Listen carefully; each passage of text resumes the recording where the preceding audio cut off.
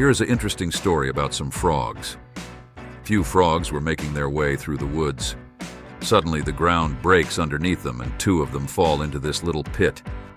Way down they tumble and eventually they hit the bottom.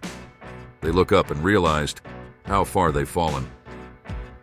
Both of them started panicking and soon come to grips with the situation that they're now in. They frantically start jumping, trying to climb the walls.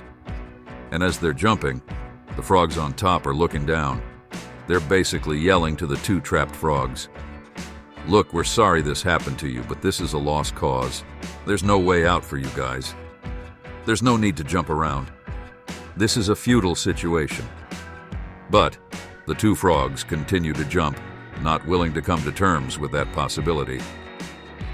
Again, the frogs up top yelled down, "You know there's no way. It's over. You're going to unalive down there.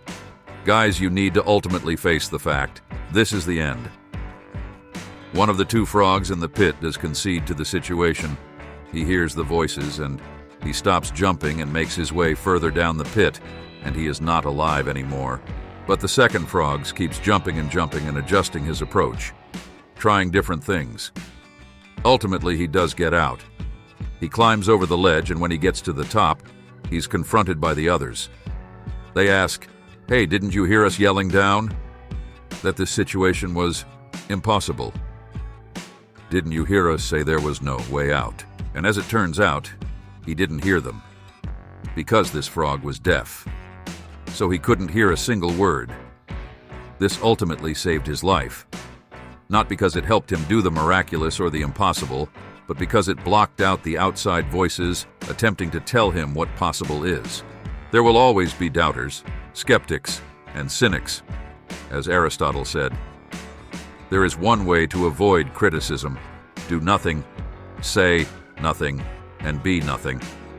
But the beauty is that these voices have one thing in common, and that's their irrelevance. Because there's one voice that matters in the writing of your story, and that voice belongs to you. Never forget how much control you have. Never forget who holds the pen. Things are real when you make them real. Things stop when you stop. Things change when you change them. So here's to following not orders or expectations, but that spark that guides you to what feels right, to what means the most. Here's to an everlasting self-belief that will lift you out of any hole, carry you over any mountain, and most importantly, turn blank pages into a story that is truly yours. So believe in yourself no matter what. There might be times when everyone tells you it's impossible or you can't do it. You have to block them out and keep moving forward, because who knows, you might be the one writing your destiny. Thank you for watching, and hit that bell icon for more and latest videos.